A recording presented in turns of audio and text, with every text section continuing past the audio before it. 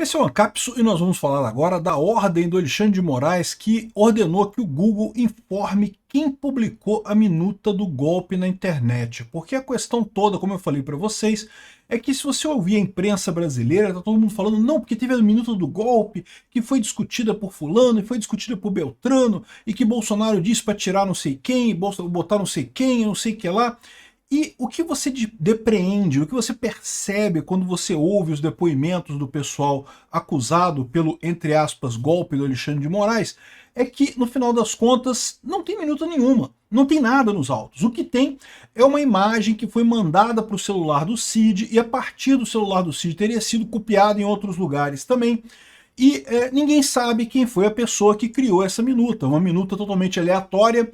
Tá aqui, ó, a minuta que foi encontrada, que na verdade não tem erros de português, não tem nenhuma lógica do ponto de vista jurídico, ou seja, tá na cara que isso daqui foi algum infeliz que queria golpe na internet, né? Você sabe, infelizmente, que tinha gente que queria golpe em 2022, a gente sabe que tinha gente que queria golpe, e aí o cara tentou, entre aspas, ajudar o Bolsonaro, né? E fez uma lambança com esse negócio, e publicou isso na internet, e isso chegou a ser mandado para o Cid, e também ser colocado como a tal minuta do golpe, sendo que não tem nada, em momento algum Bolsonaro discutiu isso daqui.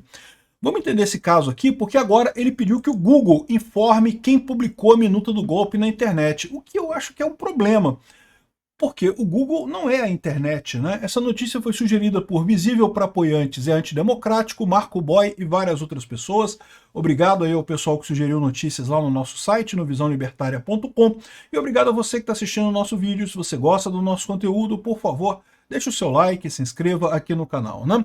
Pois bem, o Alexandre de Moraes mandou o Google informar quem publicou a minuta do golpe na internet. Esse pedido, na verdade, foi feito pelo advogado do Anderson Torres, né?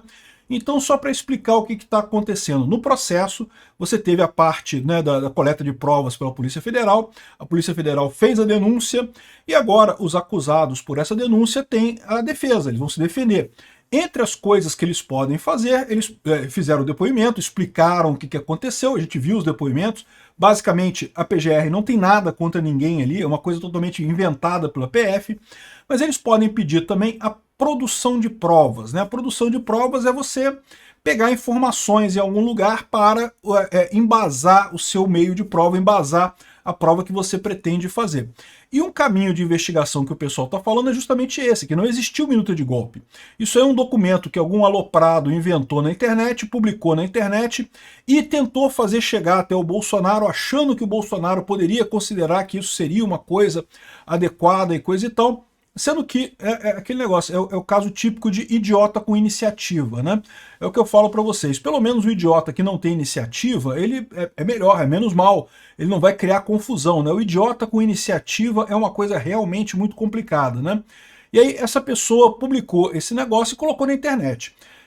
Enfim, o advogado do Anderson Torres, ex-ministro da Justiça e ex-secretário de Segurança Pública do Distrito Federal, lembrando que o Anderson Torres ele tem dois papéis nessa história toda, ele está sendo acusado, por um lado, por ter participado do, entre aspas, golpe lá do Alexandre de Moraes, e por outro lado, por ele ter sido omisso durante o 8 de janeiro, em que ele viajou lá para os Estados Unidos, e que, né, às vésperas do 8 de janeiro, e o 8 de janeiro acabou tendo uma confusão grande lá em Brasília, né, e eu acho muito estranho isso, porque ele deixou as coisas todas encaminhadas, ele deixou claro que estava tudo encaminhado lá na Polícia Federal, desculpa, a Polícia Militar do Distrito Federal. Então, enfim, mas ele está sendo acusado dessas duas coisas, tanto de participação antes do 8 de janeiro e também no 8 de janeiro, né? É lógico que é uma idiotice completa isso, não faz absolutamente nenhum sentido o Bolsonaro querer fazer um golpe no 8 de janeiro. Para pensar, Bolsonaro, 8 dias antes, era o presidente da República. Poderia dar uma ordem para o exército para fazer o golpe se ele quisesse fazer assim, né? E, no entanto, ele aparentemente esperou o Lula tomar posse e no dia 8 de janeiro resolveu fazer alguma coisa. Não tem nenhuma lógica esse tipo de coisa, né? Enfim, o Anderson Torres, na defesa dele, está alegando que esse documento era um documento que estava circulando pela internet aleatoriamente. E daí o Alexandre de Moraes pediu que o Google identifique a origem desse documento, ou seja, quem foi a pessoa que subiu isso para a internet. A gente não sabe se esse documento estava no Google, não sei, porque aparentemente isso circulou em várias mensagens de WhatsApp, não se sabe se é um print. Tá aqui, ó, o documento é isso daqui, ó. Me parece print esse documento, tá? O print de alguma coisa. Se é o print de alguma coisa, isso não vai ser o Google que vai ter isso, né? Isso tá no WhatsApp, alguém no WhatsApp publicou essa mensagem. E você sabe, o WhatsApp é uma ferramenta com criptografia de ponta a ponta. Então não tem muito como saber onde é que está esse documento, quem foi a pessoa que publicou isso originalmente. O WhatsApp tem essa garantia de segurança realmente, por mais que seja um aplicativo relativamente normal, que todo mundo usa, o fato é, o WhatsApp tem criptografia de ponta a ponta. A menos que o seu celular esteja comprometido ou o celular da outra pessoa esteja comprometido, no meio do caminho ninguém consegue interceptar essa mensagem, ninguém consegue saber de onde é que veio isso daí, né?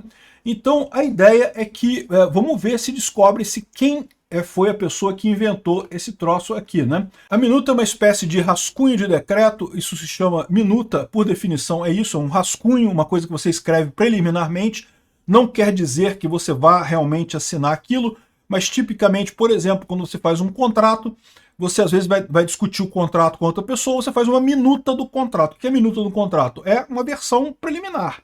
Não está valendo ainda, para a gente decidir se está tudo certinho, se todo mundo concorda e coisa e tal. Quando todo mundo concordar, o pessoal vai lá e assina, e aí deixa de ser minuta e passa a ser contrato, né? E da mesma forma, esse decreto, né, enquanto é uma minuta, as pessoas estão discutindo a coisa.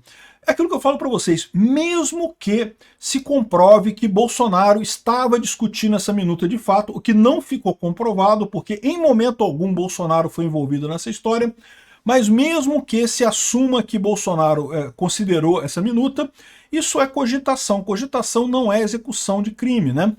O iter criminis, né? Quando você tem o caminho do crime, você tem a cogitação. Primeiro você pensa em cometer o crime, aí você faz os atos preparatórios, você se prepara para cometer aquele crime, e daí nada disso é criminoso ainda, nada disso é punível ainda pela lei brasileira. Nem a cogitação, nem os atos preparatórios. No momento que você começa a cometer o crime, aí sim já é punível, porque pelo menos tem a tentativa, né?